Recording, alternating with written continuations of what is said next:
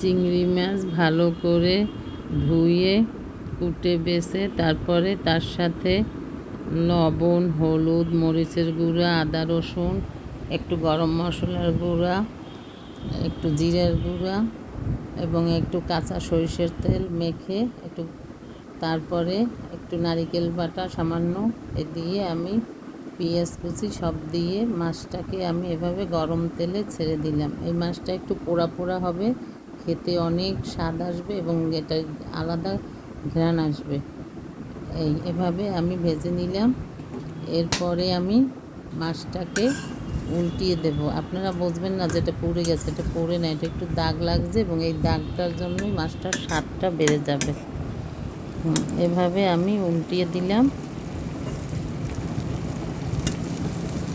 সব মাছটা আমি উল্টিয়ে দেব।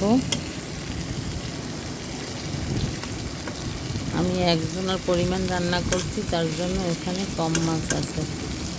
আর চিংড়ি মাছ একসাথে বেশি খেলে কোলেস্টেরল বাড়ে, প্রেশার বাড়ে, তাই অল্প খাওয়াই ভালো। এরপরে আমি মাছটা উল্টিয়ে দিয়ে আরেকটু ভেজে নিয়ে উপাসটা দাগ লাগিয়ে তারপরে আমি দিয়ে দিলাম পানি,